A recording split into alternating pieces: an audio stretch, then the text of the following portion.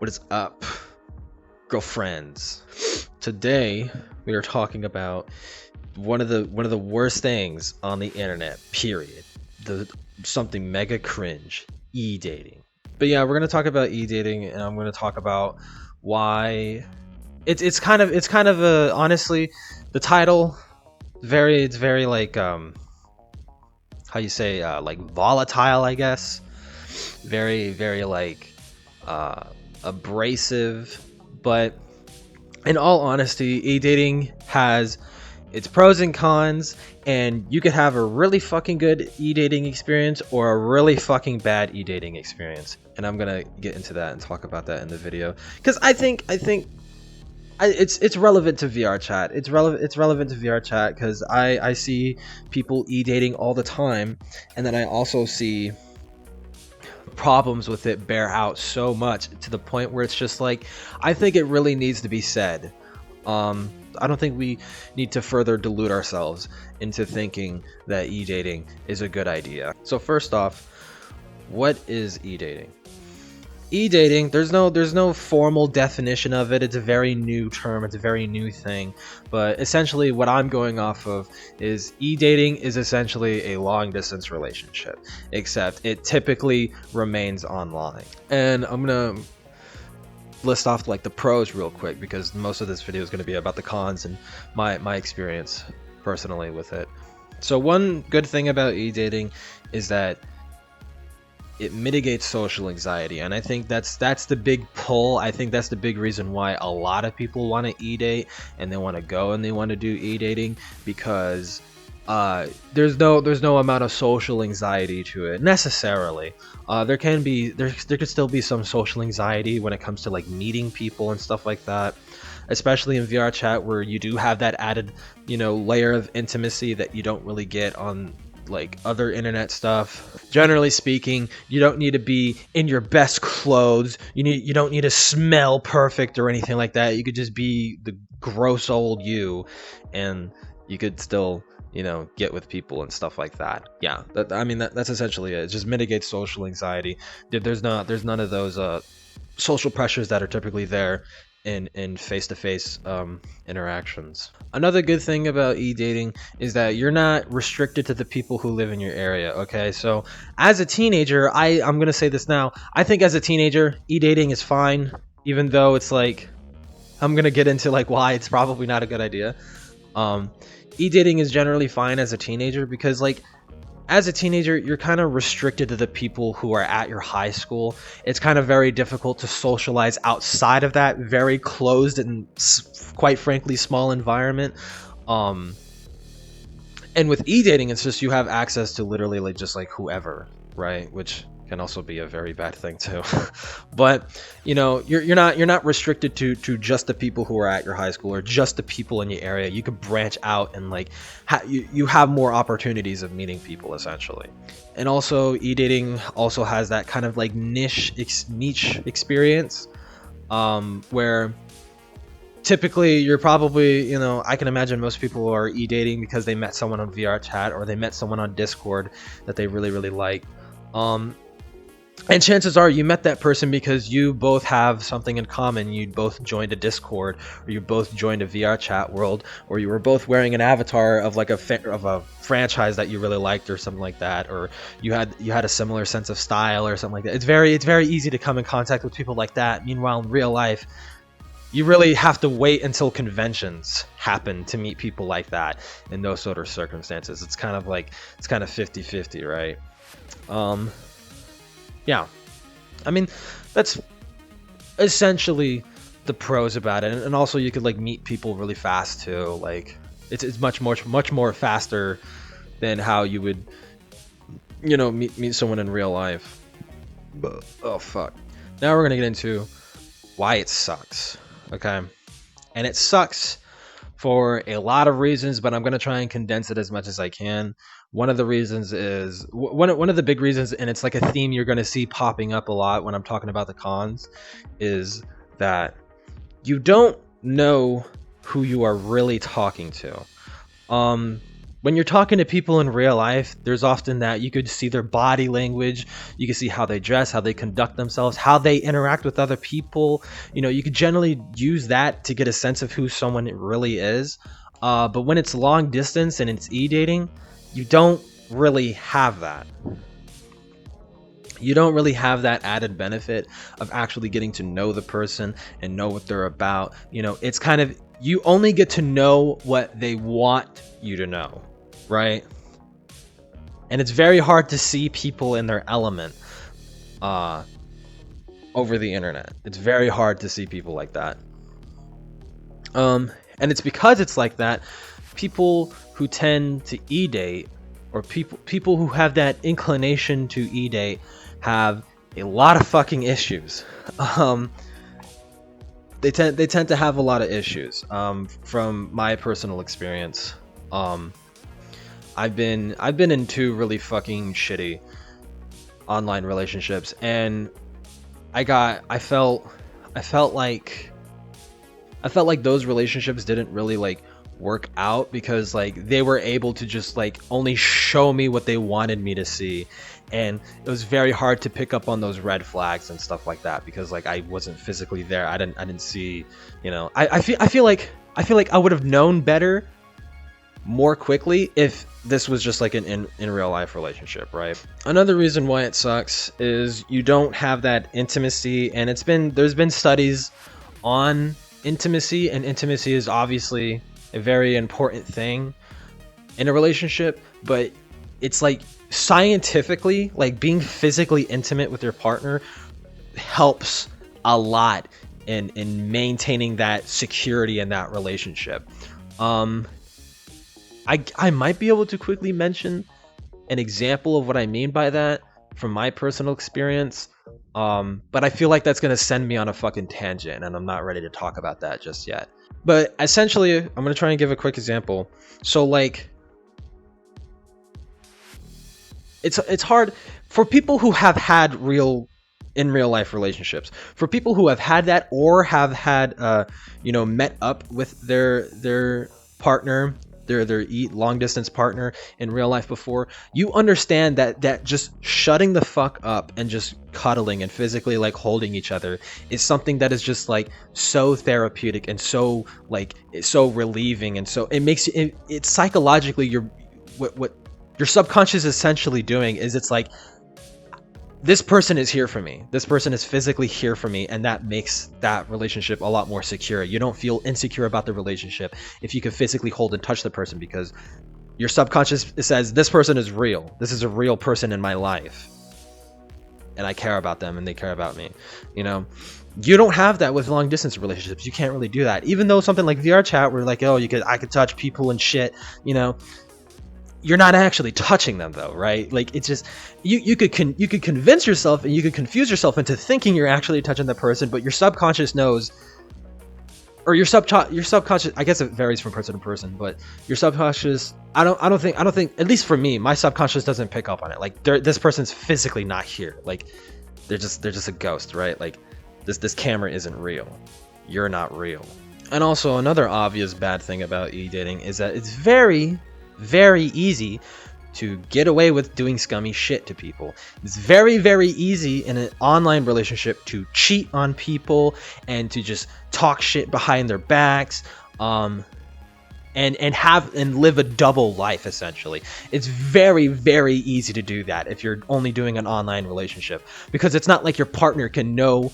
It's not like you're physically moving anywhere. You're still where you're at, but you could be in like so many different places on the internet, and your partner has no idea where the fuck you're at, and they can't, and there's no way for them to really know where you're going, because there's no like online tracker where you can see like what websites someone's visiting or something like that. I mean, unless you're like hacking into their router or some shit, right? But there's no way for you to know that. There's no way for you to know that that person is like, you know where they're going, you know who they're talking to. I mean, generally, online relationships, you don't. I mean, you can still cheat in a like a obviously in-person relationship. You can still cheat, but it's like, I feel like it's harder to do that. You know, because like you have to physically leave where you're at, and your partner can like pick up on this, like, oh, I drove by the house and their car's not there, I wonder where they're at, right? Or something like that, right? You could get caught. You're more likely to be caught cheating in a real life relationship than like a online relationship. You can get away with a lot of scummy shit. And you could also lie about a lot of things, and there's no way for your partner to really know if it's true or not, right? And one last thing, from my experience and from seeing other people and seeing and from my experience dating people, dating people, and fucking seeing dating relationships and having like physical relationships as well. From my experience from that, people who are dating tend to not take their relationship seriously. Like it almost feels like they either are just callous and flippant and don't care at all, or they're just it's almost like theatrical, like they're trying to make a movie out of the whole thing, right? Like super over dramatic about a bunch of shit, or they just simply just don't care. From my experience, because like it's easy to get in a dating relationship and like manipulate people and make mountains out of molehills, because like you don't have that physical connection, right? You don't have that physical intimacy with someone, so it's much easier to like not take it seriously. So I feel like that whole pool of dating people, they don't tend to take it seriously, right? They don't tend to take their relationship seriously. I've been in a non-serious dating relationship, and I've been in a serious dating relationship.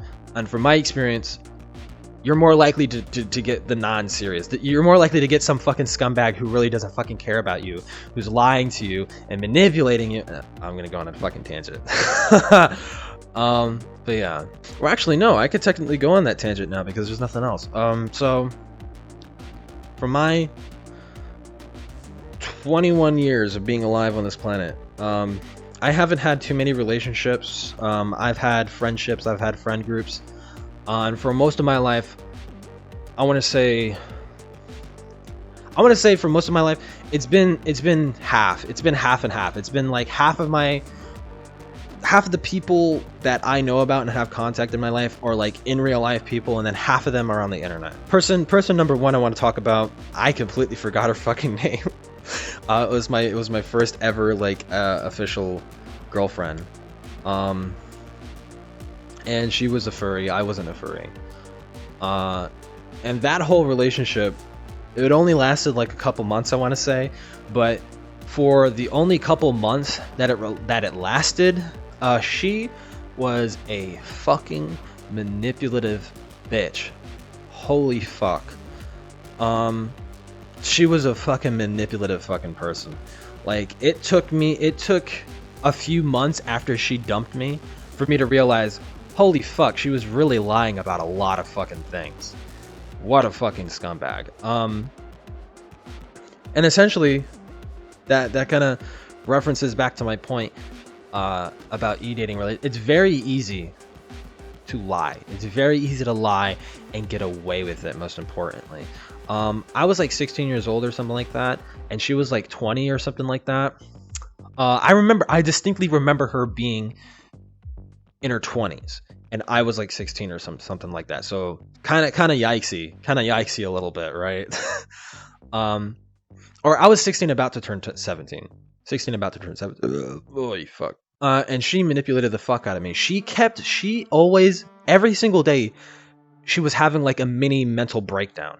And I was like, so much stress was being put on to me. It's like, oh my God, what's wrong with her?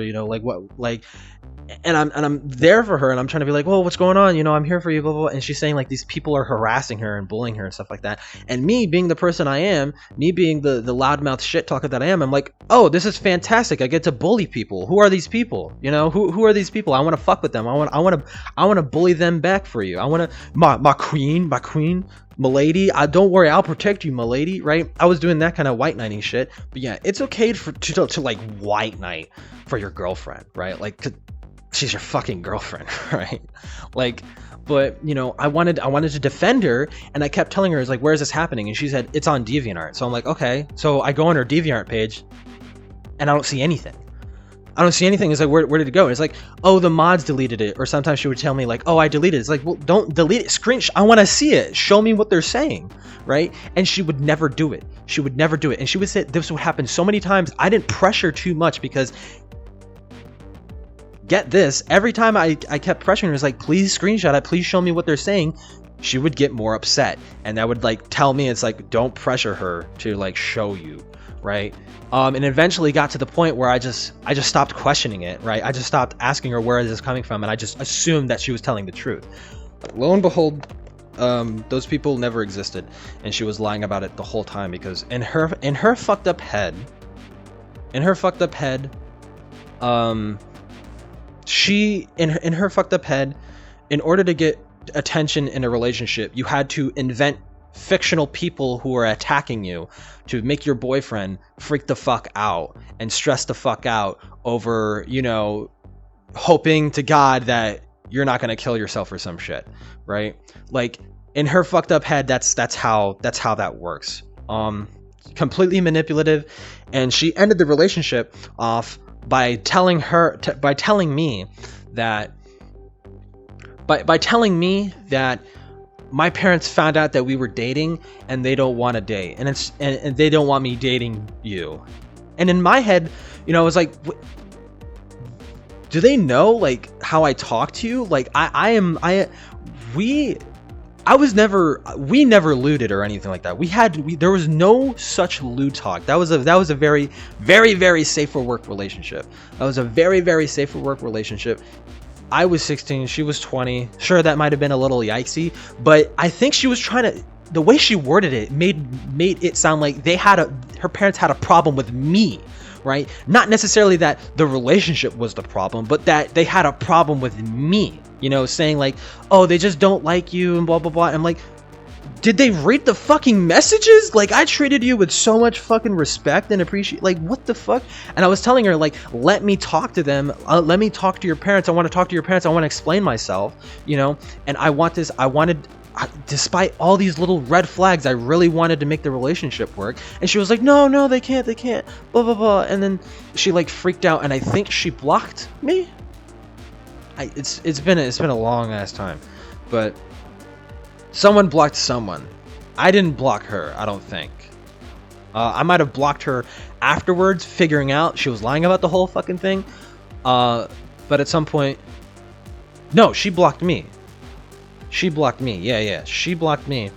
And you know, doing like that whole interaction, that like, I was miserable for a whole ass fucking month, because it felt like to me, my first relationship, finally my first girlfriend, my first relationship, and I didn't do anything right. You know, I felt like I fucked up some way, because she was literally convincing me that I wasn't good enough for her or some shit. You know, that maybe I wasn't caring enough. Maybe I wasn't freaking the fuck out and stressing the fuck out over her enough. You know, and just insanely manipulative, the whole fucking relationship. You know, but after the dust settled and I was thinking back on our relationship, you know, things didn't make sense. A lot of fucking things didn't make sense. And, you know, and she would say she got harassed by these people like a lot. So I think for a period of a week, I would constantly check her DeviantArt to see if these people were real. And it's like nothing. There was no sort of interaction. As a matter of fact, she was getting more positive reaction from her other friends on DeviantArt than anything. I never bothered to message her friends or anything like that. I feel like I should have. That's a smart thing to do. But I was like 16 years old, and I didn't figure, like, you know, message the friends and ask them, like, are people actually doing this? But, you know, like, I never. The fact that I kept asking, who are these people? What are they saying? Give me their accounts. I want their accounts. Never gave it to me. And you would think that's such a simple thing, because if they're sending you, if they're sending you shit, they have accounts. Show me the accounts, right? Never did it. And then it's just eventually clicked where it was like, she was lying about the whole fucking thing, making me freak the fuck out, making me cross my fingers, you know, and try my hardest to make sure she's not gonna fucking kill herself or some shit, right? Just holy fuck. And I think at some point she ends up messaging me back after I figured the whole thing out, she ends up messaging me back, and I think this was before or after I was dating my new girlfriend. Pretty sure it was before. She ended up messaging me back during class, and I pretty much like blew the fuck up on her. You know, she was trying to say, "Hey, what's up?" Trying to get all nice and shit like that back at me and stuff like that. I'm like, why are you fucking messaging me? Like, you, as far as I'm fucking concerned, you wanted nothing to fucking do with me. And I just blew the fuck up on her, and she did the whole like crocodile tear bullshit. I'm like, I'm not falling for that again. You need to fucking try harder. But then after her, I ended up actually having one of the best relationships I've ever had, out of the many that I've had in my life. And that was with a girl named Haley. And she might be watching this, yeah. But you know, because we're still friends now, even though everything's, you know, like we're not dating anymore. But yeah, we're still good friends, and I think that's really a sign that relationship was good. Overall, generally, it was a pretty good relationship. If we broke up and we're still friends afterwards, we're still pretty cordial, we're still caring and looking out for each other, that's a pretty good relationship, right? And it was an e-dating relationship. It was a long distance relationship, and we made it work for 3 fucking years. Sure, we had our bumps. Sure, we had our little, you know, our little arguments here and there, but it never got to the verge of just ending the relationship, I feel. You know, I mean, there was one instance where it was like, it crossed my mind, because like what she did was like kind of like why, right? But I don't want to get into that. That's too personal. But overall, we made things work, and that relationship was like, it was generally good. I had, you know, I gained a lot of experience from that relationship. And I feel like I came out as a better person, and she came out as a better person too. She's definitely, I want to say evolved, right? Like, I don't know if that's the right word, but she's a better person coming out of that relationship. I'm a better person coming out of the relationship. You know, I'm a lot more true to myself. You know, I'm not lying to myself anymore. I'm now giant fucking cum hungry homo, right? And you know, I'm bringing that up, even though you might say like, well, that kind of contradicts your point about e-dating.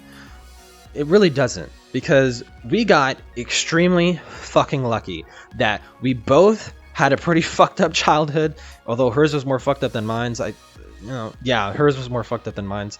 You know, we both had a pretty fucked up childhood. We both had like semi-daddy issues and shit like that, you know, and we just like bonded over that shit. She was super, we were both artists, we both liked role playing and stuff like that. We had a ton of shit in common. We got very fucking lucky, because we both gave a fuck about each other. We both genuinely gave a fuck about each other. We both genuinely had each other's back, and that's something that all relationships need if you want it to work. We met up in real life several times, and we kind of made it a tradition to meet up in real life like twice a year.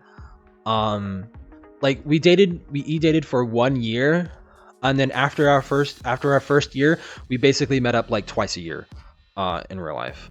So we met up, I want to say like four or five times, essentially four or five times in real life.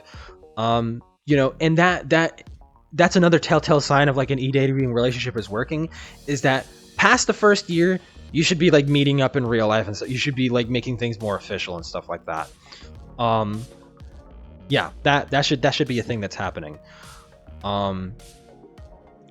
You can't be e-dating forever, right? Like it's something nice to start a relationship off of, but if you can't meet up with the person in real life like soon and like make things a lot more official, then you're always going to have this mask where it's just like, I don't know if they're serious about this relationship.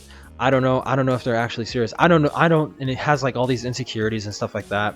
I mean, we still had our insecurities. I still had my insecurities about the relationship, because I was like slowly realizing I like men. And yeah, it sucked. It sucked that it had to end. Like it sucks that it had to end. But I mean, we're both happier coming out of the relationship, so that's a positive thing. And then I had a relationship that broke the camel's back, and this was after Haley. This was when I was 20. So it happened a year ago. Still pretty fresh in my mind. I had the worst online relationship. I want to say the worst because, or it feels like the worst because honestly, my first girlfriend, she was definitely hyper fucking manipulative, and I would say her and him are in the same ballpark. They're both really fucking bad. Yeah, they're both really fucking bad relationships. And his name was Leo. Leo is I keep using the word manipulative. I need to use a different word for him because it's not necessarily manipulative, but it's just Leo is kind of a very flippant and callous person. He did not give a shit about anybody but himself. And it took him stabbing me in the back for me to fucking realize that. And I think it's mostly my fault that happened, you know, because the warning signs were there, and I don't know how the fuck I didn't see it, but they were definitely fucking there. I was 20 years old. He was 18. I should have realized that shit. He's really not taking this relationship seriously. He's kind of just using me for his own fucking benefit. I'm just a status symbol to him. I should have saw those fucking signs, but I fucking didn't. And one of the biggest red flags that I think was very telling in hindsight is before the relationship even started, he was literally trying to convince someone in our friend group at the time to leave his girlfriend and date him. Like he was trying to goad him into doing that because him and the friend in the friend group, let's just call him like John or something. So John was having issues with his girlfriend at the time. They were kind of going through a rough spell, as all relationships tend to have. John was going through a rough spell, and Leo saw this as an opportunity to like goad him into dumping his girlfriend and dating him instead because he had a crush on him or some shit. And he was trying to fucking like manipulate and trying to get him like, oh, she doesn't actually care for you, you know, like look how she acted in that sort of way, like please love me, and like kept begging him to dump his fucking girlfriend.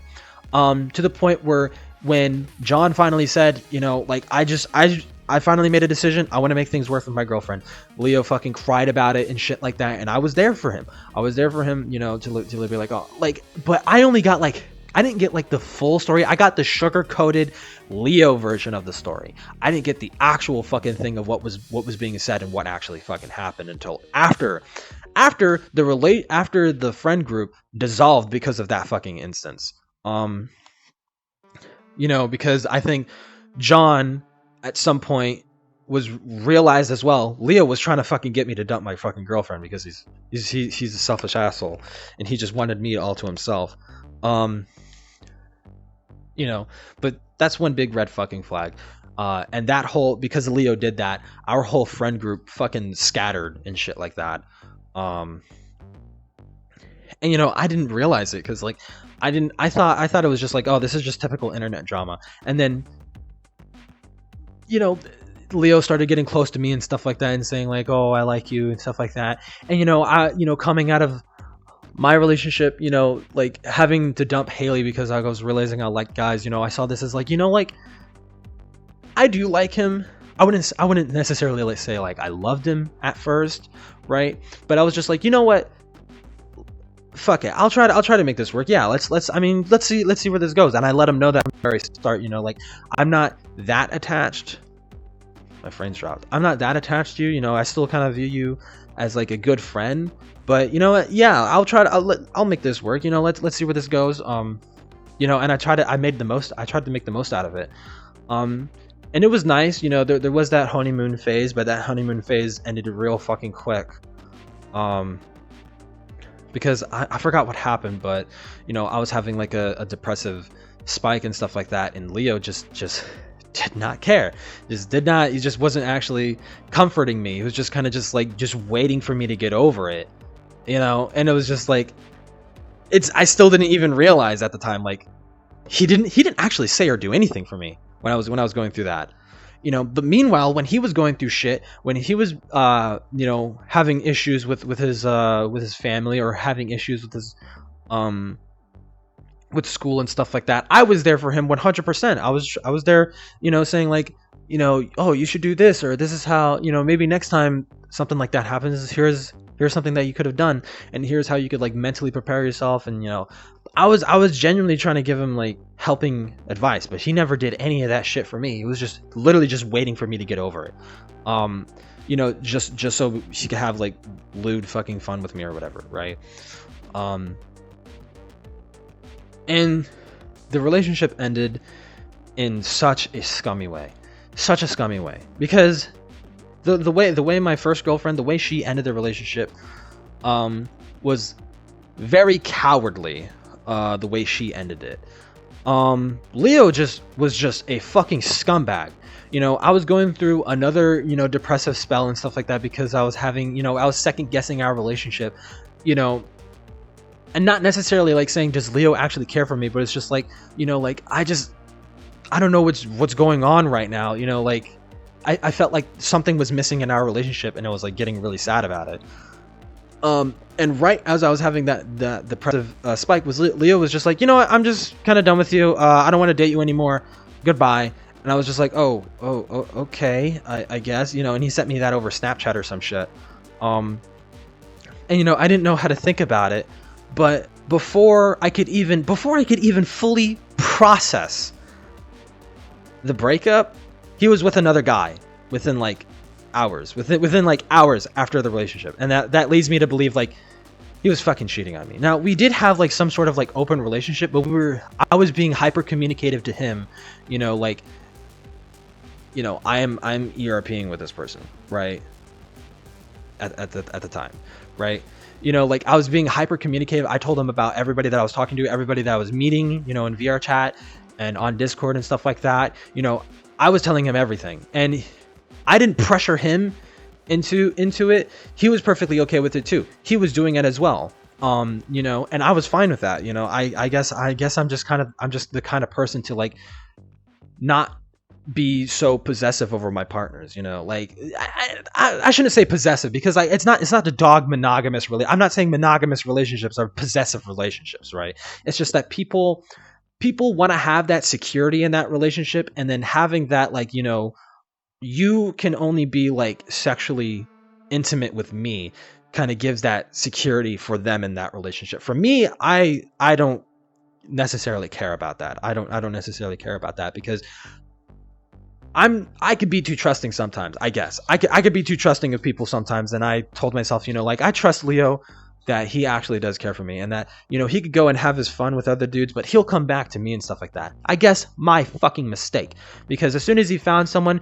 who didn't have like major depressive disorder, he was like, all right, see you later. I'm getting with this dude now. And it's just like, doing that to someone who's going through a depressive episode, kind of a shitty fucking thing to do, right? And it's not like he didn't know. I told him I was like, I'm diagnosed with major depressive disorder, right? But he, at no point in the relationship did he ever fucking try to like comfort me and soothe me, right? And I had to jump through so many like mental gymnastics, like hoops, to like convince myself that, oh no, yeah, he's genuinely there for me. But in hindsight 2020, manipulating me the whole fucking time, because like I was nothing to him. But yeah, that's essentially it. Those are my experiences with e-dating. Take that as you will. But generally speaking, the conclusion to come away with this is that e-dating is for fucking teenagers. If you're a teenager and you're stuck at high school and you got no one to socialize with, go make mistakes with people, okay? But just, make sure you know who you're fucking talking to, though. Like, don't get catfished at like 14 years old thinking you're talking to like a 15-year-old, but it turns out it's like a 42-year-old grown man in fucking Ohio or some shit. Like, don't do that, right? Be very, very careful, be very, very safe, because you could come across some fucking shitty people, right? But generally, as you're growing up and your doors start to open, opportunities start to open, you have a car now, you're 21, you could drink, you could go to clubs, you could go to so many other social events. You're not just stuck stuck with the people who live in your immediate area, you could go outside of that. As soon as those doors start opening, it's time to stop fucking e-dating. Okay, it's time to move on. And I've came across people who are, especially on VR chat, who are still stuck in that, like, I only want to e-date.